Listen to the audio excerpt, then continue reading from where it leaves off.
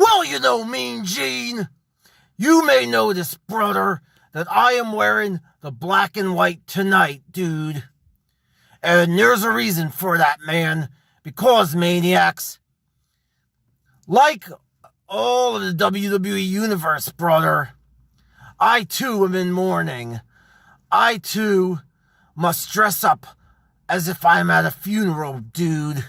Because, brother, as we saw this past Sunday at the Survivor Series, Jack, it was all about thank you, Taker.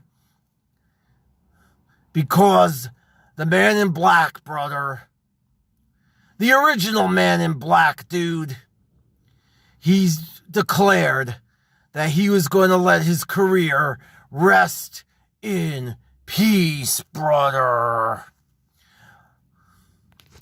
And, you know, brother, let me tell you something. I respect that. Me and the dead man, dude, we're just like that, brother. But what I don't get, dude, brother, why didn't the WWE Universe invite the true authority on all things Undertaker, man? Who else knows the Undertaker better, brother, than the Hulkster, man? Ever since I met him in 1975, brother, when he nearly broke my neck the first time, dude, just like I said on my show, Hogan Knows Best, man, with one of my beautiful Brooks' many boyfriends, man, and one of our boyfriends that was actually right with me, dude. What, brother? Why are you looking at me funny, man? Everyone knows I have to be very selective and very careful with who Brooke dates, dude. Because, brother, I don't want any guy hurting her or being a gold digger trying to take her millions of dollars that she made off of movies like Four-Headed Shark, Five-Headed Shark, and Six-Headed Shark, amigo. Anyway, me and The Undertaker, man. You all know that I made him what he is today. Hulk Hogan, Hulkamania. Without the Hulkster, there would be no Phenom, dude. And here's why. It was me who told Vinnie Mac, who told Mr. McMahon, man, when I was working on the set of the movie Suburban Commando, brother, I told him about this big, 7-foot-tall, 400-pound monster who played opposite me as one of the thugs of General Suter, one of the intergalactic bounty hunters, man. And let me tell you something, brother. When I saw that red-headed 7-foot stepchild, man, I knew when he was in my movie as a bounty hunter, he was more powerful than Boba Fett. He's more menacing than the Mandalorian. And not only that, but he was cuter than Baby Yoda himself, Jack. So I told Vince, brother, I got this monster on the set with me. And you know how he made trillions of dollars in SummerSlam and Survivor Series when I brought Zeus into the WWE Universe, man. So, of course, Vince, knowing my superior business acumen, man, he went with it. And come that Survivor Series, brother, the rest was history, man. 30 years of the dead man. And being a 30-yearer myself, I can identify, dude. Why, speaking of Survivor Series, brother, I remember the first time me and The Undertaker went one-on-one in the squared circle, man, at the 1991 Survivor Series, the gravest challenge, dude. And just like Andre did with his dying breath before WrestleMania 3, when he said, "Boss, I want you to pick me up over your head and slam me to the ground, put me in the leg drop and pin me, and I pass the torch to you, boss." Just like that, I knew I had to make the next big phenom in the sport, brother. So I told Taker, man, when you lift me up for that tombstone, brother, I don't want you to hold back, brother, dude. I want you. Don't put any air between my head and your knees and the mat, brother.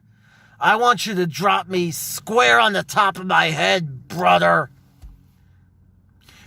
And even though I knew I would snap like 3 or 4 vertebrae doing so, I knew I had to do what was best for the business, like I always do, man. So I went from the tombstone. I was seeing stars all that Thanksgiving night, brother. But I knew I had the satisfaction of knowing that on the day when Hulkamania would not live forever, brother, that there would be the next round of stars, the next round of superstars, man. I had to help create the new superstars of the business in the WWE Universe, brother. And that's why I let The Undertaker drill my head like 3 feet into the mat. I saw a crevice in the mat when I was done, dude. And all my Hulkamaniacs wondered what was next, man.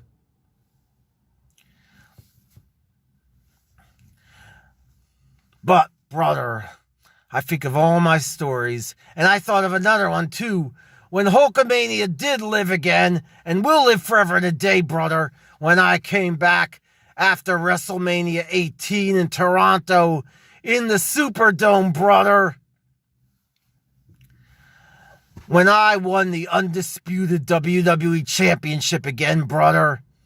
And me and The Undertaker were going toe-to-toe again in the middle of the combat zone, man. And only when he lifted me 10 feet in the air, brother, and choke slammed me into the mat. Only a move that devastating, brother, could take that undisputed title off of my waist, man. And once again, he lifted me in the stratosphere, and I saw a 5-foot crevice in the mat when I got up, brother. But it was okay, brother, because I knew, man, a decade and a half of destruction could not go on until the American Badass, man, until he got one undisputed, conclusive victory over the Hulkster, man. No controversial pins, dude. So yeah, brother, The Undertaker, he could do it all, man. He could go underground. He could go into the night. He could reappear and disappear. He could even levitate, brother. He just doesn't always do it, man. His mustache and his beard are like a sequoia's roots. You can't pull it out. You can't shave it, brother. And my mustache is like that too. So, again, us 30 years can identify with each other, brother. But isn't it obvious, maniacs, that I have so many Undertaker stories to tell? So why didn't the WWE Universe let me in the middle of the Thunderdome in Orlando, or the Superdome, or whatever it is, Jack? Undertaker needed to be sent off in style, man. And the only way to do that, like I made him in 1991, like I made him in 2002, dude, like I made him on the set of Suburban Commando, they needed the Hulkster, brother. And I don't know why, Jack. Why they wouldn't let me in the middle of the Superdome in Orlando. Brother. Well, that's Chinatown, dude. So, Anyway, no hard feelings, brother. I am a little upset, though, that I missed another crowning achievement with another legend that debuted the same night as The Undertaker, dude. I missed being there live when the gobbledygooker won the 24/7 championship, man. That was also upsetting, but again, hey, that's Chinatown, brother. Yeah, brother. And yeah. And it's not like I was invited to TED 2 to talk the two ping pong balls on a string, man. Well, things happen, I guess, brother. Anyway, let the Hulkster join the millions and the millions in the WWE universe when I say, thank you, Taker.